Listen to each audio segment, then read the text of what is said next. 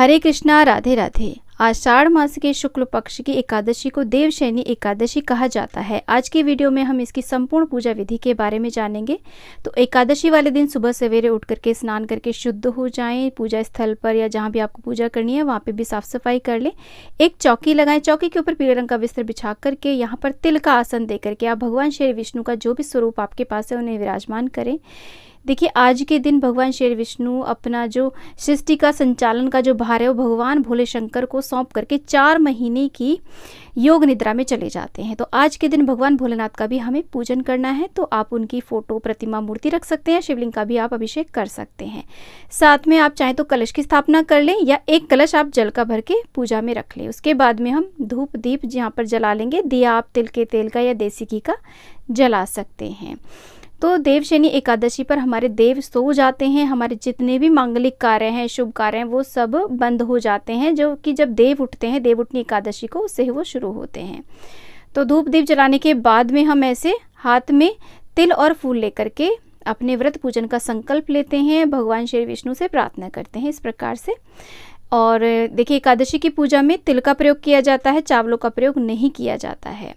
और उसके बाद में हम सभी को स्नान करा देंगे ऐसे जल के छींटे दे करके।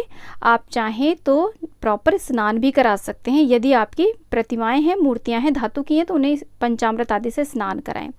उसके बाद में हम यहाँ पर वस्त्र रूपी कलावा समर्पित करेंगे। देखिए, जब आप ये पूजा प्रारंभ करें तो गौरी गणेश का ध्यान अवश्य कर लें। जब आप दिया प्रज्वलित करें या फिर आप उनकी स्थापना भी कर सकते हैं, उनका ध्यान करके ही पूजन प्रारंभ करें।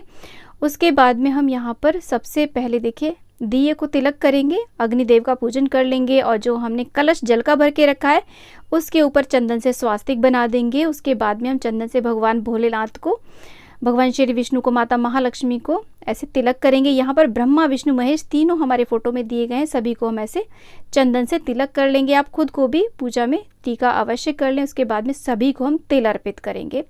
तो थोड़े से तिल हम दिए में डाल देंगे। देखिए, दिया जो होता है वो भी एक छोटा सा हवन ही माना जाता है, तो आप इसमें तिल जरूर डालें। जितने ज़्यादा तिल चटकते हैं उतने ही हमारे कष्टों का निवारण होता है। सभी को तिल हमने चढ़ा दिए हैं। इसके बाद में हम सभी को फूल चढ़ा देंगे। भगवान श्री विष्णु को पीले रंग के फूल बहुत ज़्यादा प्रिय हैं, तो पीले रंग के जो भी फूल आपको मिल जाए वो उन्हें चढ़ाएं। और किसी कारण से यदि आपको फूल नहीं मिल पाते ना तो कोई बात नहीं, बिना फूल के भी आप अपना पूजन कर सकते हैं। तो देखिए, सभी को हमने फूल चढ़ा दिए हैं। भगवान भोलेनाथ का इस दिन विशेष पूजन होता है, तो आप चाहें तो शिवलिंग का अभिषेक भी करा सकते हैं। भगवान भोलेनाथ की जो भी प्रिय चीज़ें होती हैं ना, जैसे कि बेलपत्र, भांग, धतूरा, वो भी भोलेनाथ को आप ऐसे समर्पित कर सकते हैं। भगवान श्री विष्णु को हम तुलसी दल समर्पित करेंगे।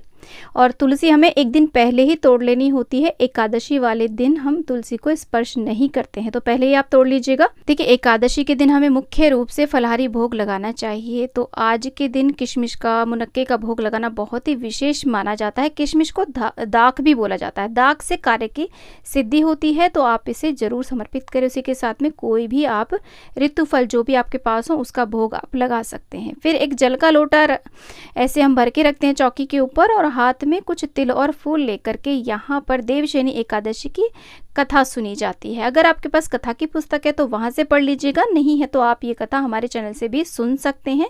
इस कथा का वीडियो आपको हमारे चैनल पे मिल जाएगा।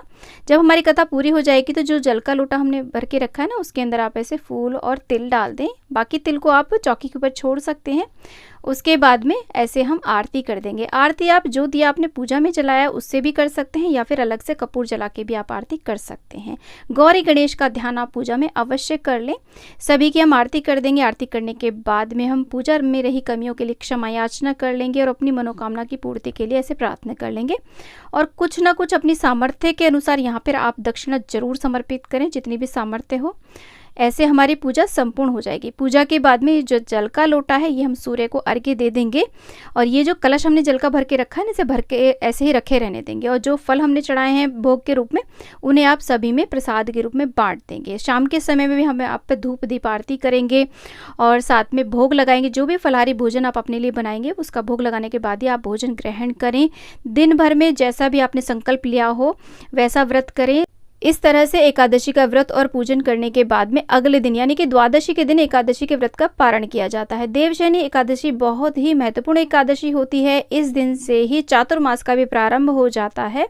बहुत ही महत्वपूर्ण एकादशी है। माना जाता है कि इस एकादशी का व्रत और पूजन करने से हमारे जाने अनजाने में किए गए समस्त पाप नष्ट हो जाते हैं, हमें अंत में मोक्ष की प्राप्ति होती है, घर में सुख संपन्नता आती है। तो सभी को देवशयनी एकादशी का व्रत और पूजन करना चाहिए। व्रत भी नहीं कर पा रहे तो कोई बात नहीं, आप शुद्ध सात्विक रहते हुए इस दिन भगवान श्री विष्णु का पूजन अवश्य करें। तुलसी जी पर दीपदान इस दिन आप अवश्य करें। उम्मीद करती हूँ कि वीडियो आपके लिए बहुत ही यूजफुल रहेगा। वीडियो थोड़ा सा भी यूजफुल लगा है तो प्लीज़ वीडियो को लाइक करिएगा। चैनल पर नए हैं तो चैनल को सब्सक्राइब करिएगा। इसी प्रकार की ज्ञानवर्धक यूजफुल वीडियोस देखने के लिए कि हम हिंदू महिलाएं किस प्रकार से अपने घर में व्रत और पूजन करती हैं।